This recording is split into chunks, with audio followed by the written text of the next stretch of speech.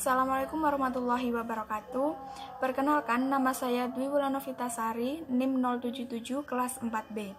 Di sini saya akan sedikit menjelaskan tentang materi pendidikan inklusi semester 4. Pendidikan inklusif dibagi menjadi 4 bagian. Yang pertama, pendidikan inklusif. Yang kedua, anak berkebutuhan khusus. Yang ketiga, penyelenggaraan pendidikan inklusif di sekolah dasar. Yang keempat, yaitu kekuatan pendidikan inklusif. Kita bahas yang pertama terlebih dahulu, yaitu pendidikan inklusif. Pendidikan inklusif itu terdiri dari pendidikan segregatif, integratif, inklusif, dan strategi penyelenggaraan pendidikan inklusif. Pendidikan segregatif merupakan pendidikan yang memisahkan antara anak normal dengan anak berkebutuhan khusus. Contohnya pendidikan segregatif yaitu sekolah luar biasa. Yang kedua, pendidikan integratif. Pendidikan integratif yaitu pendidikan yang pelaksanaannya terdapat anak berkebutuhan khusus dan anak normal, di mana anak berkebutuhan khusus tidak memiliki perlakuan khusus oleh sekolah dan kurikulumnya masih sama dengan anak normal lainnya. Yang ketiga, pendidikan inklusif.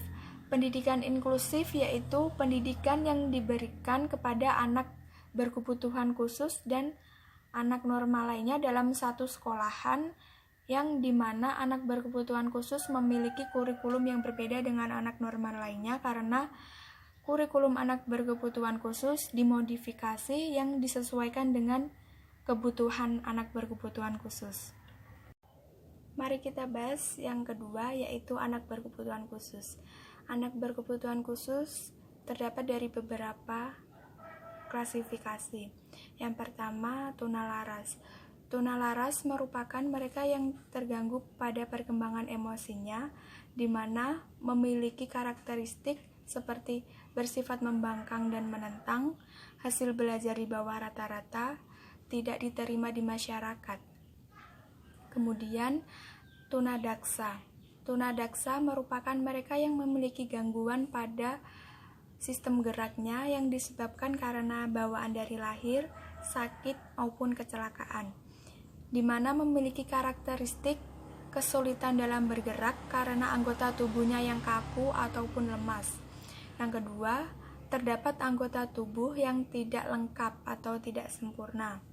Yang ketiga, jari tangan kaku atau tidak bisa menggenggam. Klasifikasi yang selanjutnya yaitu tunanetra. Tunanetra merupakan ia yang memiliki gangguan pada penglihatannya, di mana memiliki karakteristik tidak mampu melihat, perkembangan emosi yang mengalami penghambatan, perkembangan kognitif yang cenderung terlambat. Kemudian tunarungu. Tunarungu merupakan ia yang memiliki gangguan pada indera pendengaran, di mana memiliki karakteristik kurang tanggap ketika berkomunikasi, tidak mampu mendengar, selalu memiringkan kepala dalam usaha mendengar. Kemudian tunagrahita. Tunagrahita yaitu ia yang memiliki kemampuan intelektual di bawah rata-rata, di mana memiliki karakteristik seperti sulit belajar akademik seperti membaca, menulis, dan berhitung. Kemudian tidak mampu merawat dirinya sendiri, perkembangan bicara atau bahasa yang terlambat. Klasifikasi selanjutnya yaitu lambat belajar. Lambat belajar merupakan ia yang memiliki gangguan dalam proses belajar atau lamban dalam belajar, di mana anak lamban belajar memiliki karakteristik seperti mengalami kesulitan membaca, mengalami kesulitan menulis, mengalami kesulitan berhitung. Klasifikasi yang selanjutnya yaitu kesulitan belajar. Kesulitan belajar merupakan kondisi di mana anak dengan kemampuan intelijensi rata-rata atau di atas rata-rata, namun memiliki ketidakmampuan atau kegagalan dalam belajar berkaitan dengan kehambatan. Memiliki karakteristik seperti perilaku sering berubah-ubah, hasil belajar di bawah rata-rata, dan sering cemas. Klasifikasi selanjutnya yaitu cerdas istimewa dan bakat istimewa. Ia anak yang memiliki kemampuan intelektual tinggi serta menunjukkan penonjolan kecakapan khusus pada bidang tertentu, memiliki karakteristik seperti kosakata yang maju, menunjukkan konsentrasi yang sungguh-sungguh, senang menjadi pemimpin. Selanjutnya yaitu autis. Autis merupakan gangguan perkembangan syaraf yang mengganggu kemampuan berkomunikasi dan berinteraksi, di mana anak autis memiliki karakteristik seperti memiliki hambatan berkomunikasi dan berinteraksi secara sosial, tidak mampu memahami aturan-aturan yang berlaku, sering sendirian. Yang terakhir yaitu ADHD atau ADD, merupakan gangguan pemusatan perhatian maupun gangguan perilaku yang timbul pada anak dengan gejala yang tidak bisa diam. Memiliki beberapa karakteristik seperti sering bosan, mencari perhatian. Kita bahas yang ketiga yaitu penyelenggaraan pendidikan inklusif di sekolah dasar, di mana terdapat sistem penyelenggaraannya, yaitu terdapat beberapa model seperti 1. Teacher Center Approach, yaitu cara merancang pembelajaran dan pendekatan yang berpusat pada guru kepada peserta didik. Kedua, Student Center Approach, yaitu pendidikan yang didasarkan pada proses pembelajaran yang berpusat pada siswa agar dapat belajar dengan baik. 3. Strategi pembelajaran. Strategi ini dibagi menjadi 6, yaitu 1. Presentasi, diskusi, simulasi, demonstrasi, tanya jawab, dan ceramah. Kemudian, identifikasi dan asesmen anak berkebutuhan khusus. Identifikasi anak berkebutuhan khusus itu dilakukan seperti observasi, wawancara, tes psikologi. Kemudian asesmen bagi anak berkebutuhan khusus dilakukan dengan cara observasi, tes formal, tes informal, dan wawancara. Kemudian guru pendamping khusus atau biasa disebut dengan GPK. Tugas GPK antara lain menyelenggarakan administrasi khusus, menyusun instrumen asesmen, menyusun program pendidikan individual, menyelenggarakan kurikulum plus, mengajar kompensatif, pembinaan komunikasi siswa berkelainan. Kemudian kita membahas program perencanaan individual atau biasa yang disebut dengan PPI, di mana PPI memiliki komponen-komponennya seperti 1. Taraf kemampuan siswa saat ini, 2. Tujuan umum yang akan dicapai, 3. Tujuan pembelajaran khusus, 4. Deskripsi tentang pelayanan pembelajaran, 5. Waktu dimulainya kegiatan dan lama waktu yang dibutuhkan, 6. Evaluasi. Adapun langkah-langkah dalam merumuskan PPI, yaitu membentuk tim PPI yang terdiri dari guru kelas, guru bidang studi, kepala sekolah, guru pendamping khusus atau GPK, orang tua, dan tenaga ahli yang terkait.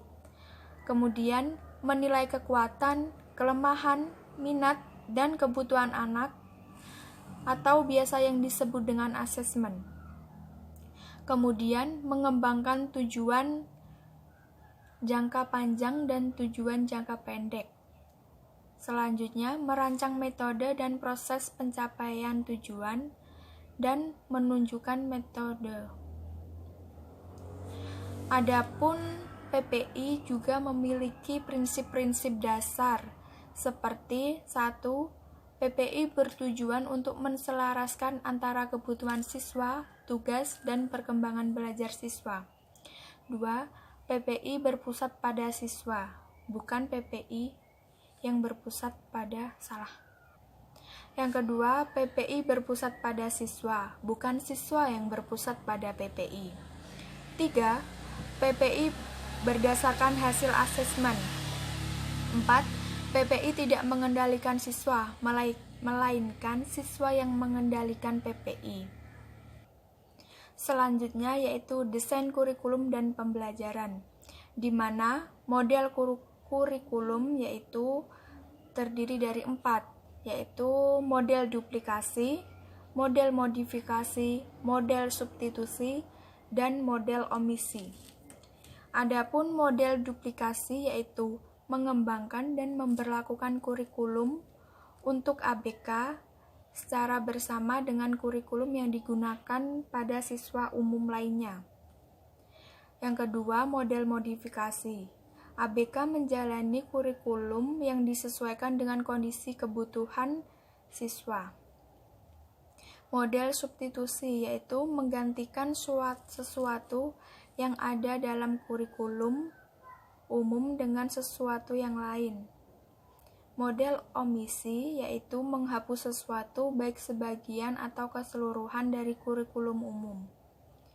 Kemudian, desain pembelajaran merupakan proses asistematis yang lebih memperhatikan pemahaman, pengubahan, dan penerapan metode-metode pembelajaran. Selanjutnya yaitu evaluasi pembelajaran. Evaluasi pembelajaran dibagi menjadi 5. Yang pertama, evaluasi perencanaan dan pengembangan yang memberikan bantuan tahap awal dalam penyusunan program pembelajaran.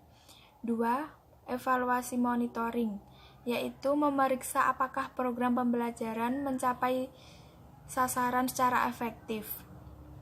3. Evaluasi dampak, mengetahui dampak yang ditimbulkan oleh suatu program pembelajaran. 4. Evaluasi efisiensi ekonomis yang memiliki tingkat efisiensi program pembelajaran. 5. Evaluasi program komprehensif, program pembelajaran secara menyeluruh seperti pelaksanaan program, dampak program, tingkat keefektifan dan efisiensi. Kita bahas poin yang selanjutnya yaitu kekuatan pendidikan inklusif, di mana terdapat pembelajaran partisipatif dan pembelajaran kolaboratif.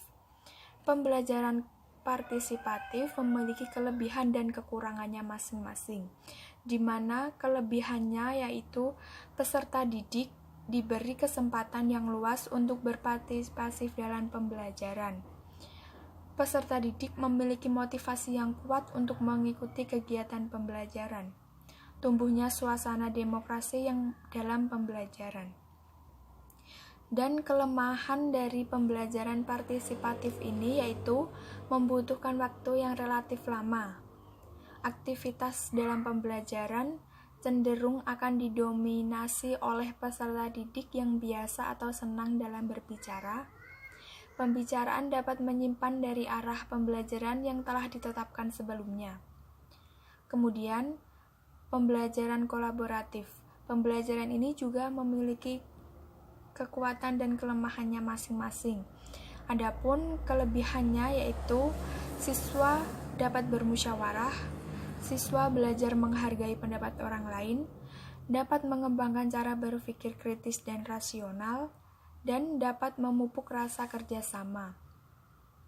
Adapun kelemahan dari pembelajaran kolaboratif ini yaitu pendapat serta pertanyaan siswa dapat menyimpan dari pokok persoalan, membutuhkan waktu yang cukup lama, adanya sifat-sifat pribadi yang ingin menonjolkan dirinya. Selanjutnya yaitu pusat layanan klinis, di mana pusat ini memiliki langkah-langkah indikator pelayanan. Yang pertama, tahap diagnosis action, mengetahui dan menentukan jenis pelayanan yang penting untuk indikasi klinis. Tahap yang kedua yaitu tahap planning action, yaitu memiliki indikator klinis yang tepat.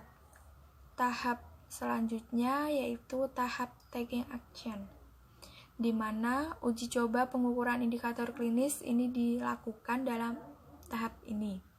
Selanjutnya yaitu tahap evaluating action, di mana evaluasi pelayanan klinis yang telah diberikan. Selanjutnya yaitu partisipasi orang tua. partisipasi orang tua dibagi menjadi fungsi pokok keluarga dan peran orang tua. Adapun fungsi pokok keluarga yaitu affection atau afeksi, yang memiliki fungsi membangun suasana yang nyaman, menciptakan rasa persaudaraan. Yang kedua, security and acceptance, keamanan dan penerimaan, yang memiliki fungsi mempertahankan kebutuhan fisik, menerima individu sebagai anggota keluarga. 3. Identify dan satisfaction. Fungsi yang ketiga yaitu identify dan satisfaction atau identitas dan memuaskan, di mana keluarga mengembangkan potensi diri. Kemudian sebagai diagnosis yaitu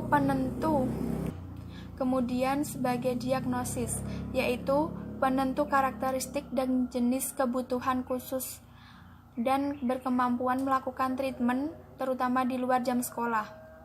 Yang terakhir yaitu sistem dukungan sekolah dan pemerintah, di mana memiliki sarana dan prasarananya.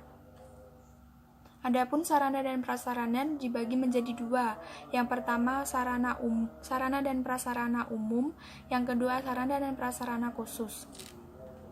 Di mana sarana dan prasarana umum ini seperti ruang kelas beserta perlengkapannya, ruang praktikum, ruang perpustakaan, ruang serbaguna, ruang BP atau BK, ruang UKS, lapangan olahraga, toilet, ruang ibadah, dan masih banyak lagi. Kemudian, sarana dan prasarana yang secara khusus seperti guru pendamping khusus atau GPK bagi anak berkebutuhan khusus, kurikulum khusus yang telah disesuaikan, di mana kurikulum ini telah disesuaikan dengan kebutuhan siswanya masing-masing, disesuaikan dengan kebutuhan, dan psikiater atau psikolog untuk anak berkebutuhan khusus. Terima kasih telah menyaksikan video saya. Kurang lebihnya mohon maaf. Wassalamualaikum warahmatullahi wabarakatuh.